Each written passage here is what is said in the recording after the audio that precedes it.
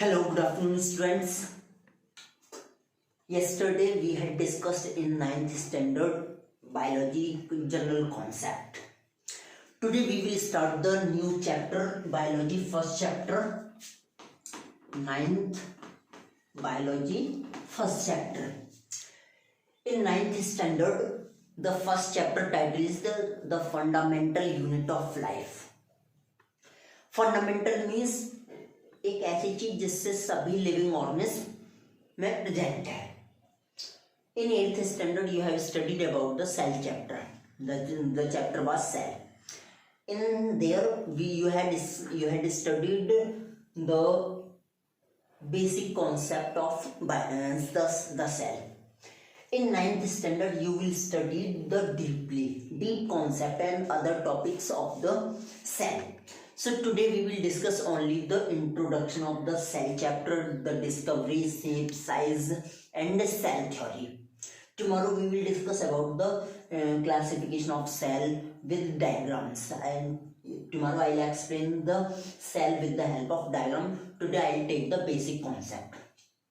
You know very well that all the living beings are made up of the cell.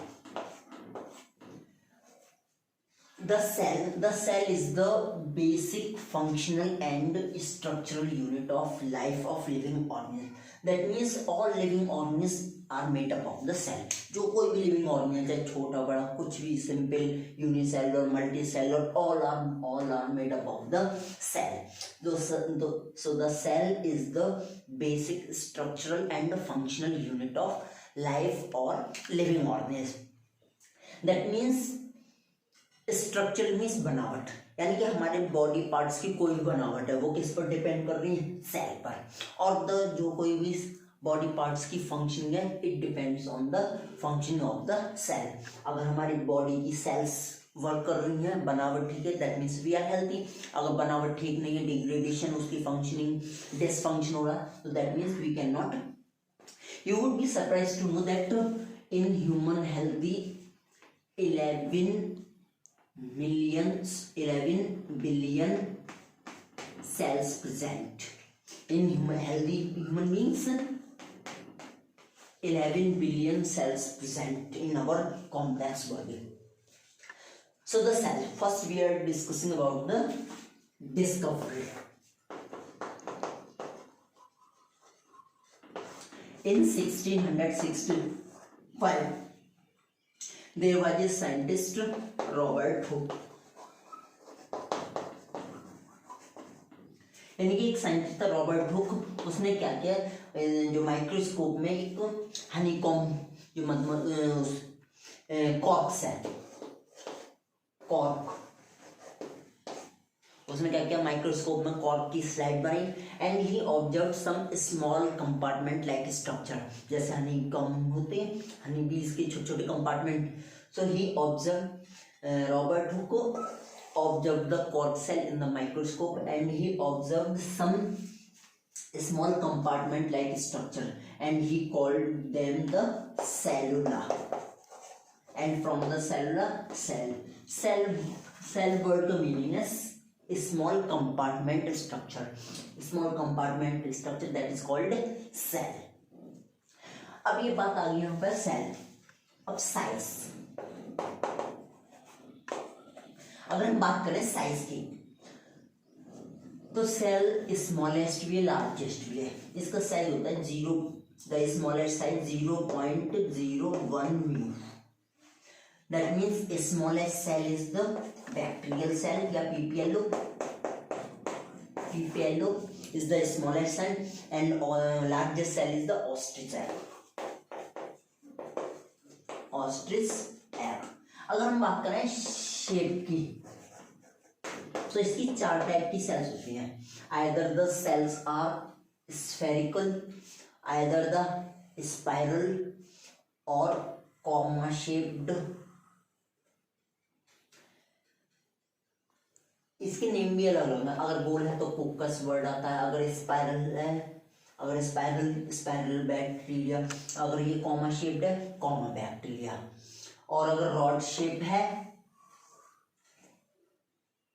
cells are of rod shaped, यानी कि the shape and size of the cell depends on the function and structure of the organism, यानी कि किसी भी organ की जो structure function किस पर डिपेंड करता है, सेल की शेप और साइज पर, यानी कि फंक्शन किसी भी ऑर्गन की फंक्शन सेल की शेप और साइज पर डिपेंड करती है। सेल्स में भी स्फेरिकल, सेल्स में भी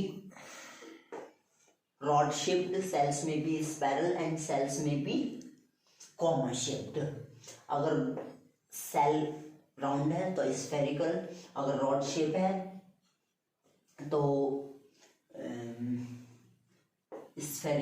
कोकस एंड बैसिलस, अगर सेल गोल है तो कोकस, अगर रॉड शेप्ड है, रॉड शेप, तो उसके लिए वर्ड आता है bacillus, spiral and comma shaped bag.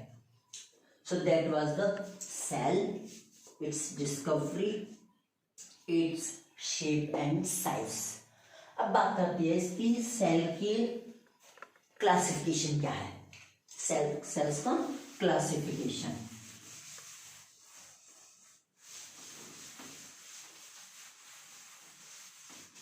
आज बात करेंगे सेल का क्लासिफिकेशन और cell theory.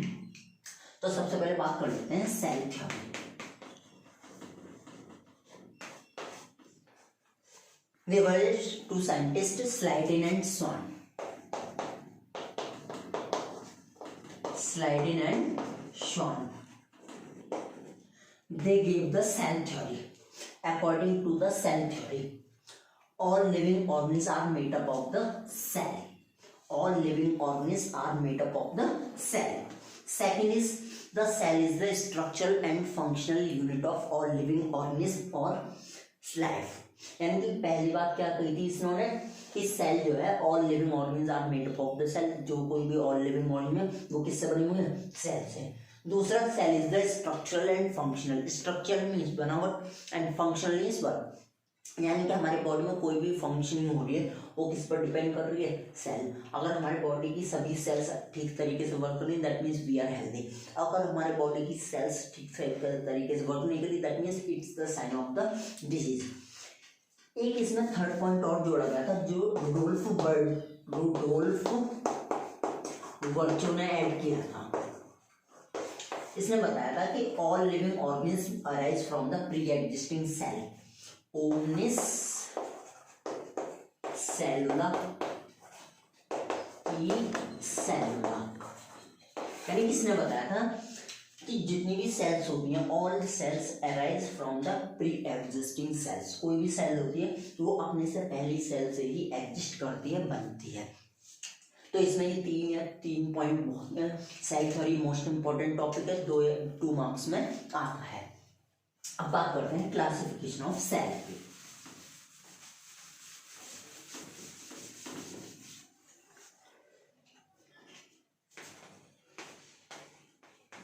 Classification of cell. अब इसमें सेल के 2 क्लासिफिकेशन है, एक तो है the number of the cell, एक तो क्लासिफिकेशन है नंबर ऑफ सेल के बेस पर। नंबर ऑफ सेल के बेस पर 2 है, unicellular and multicellular.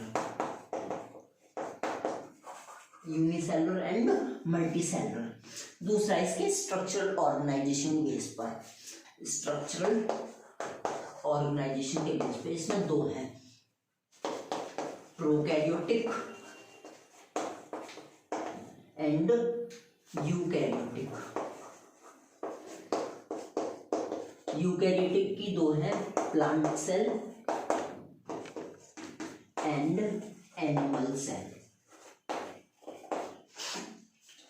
Uni means 1, जहां भी यूनी वर्ड आता है, यूनी का वर्ड होता है ये unicellular organism are those organism, ये तो क्लासिफिकेशन ऑफ एनिमल्स भी हो सकता है क्योंकि all animals are all living organism are made up of the cell. Unicellular organism are those organism which are made up of only the single cell.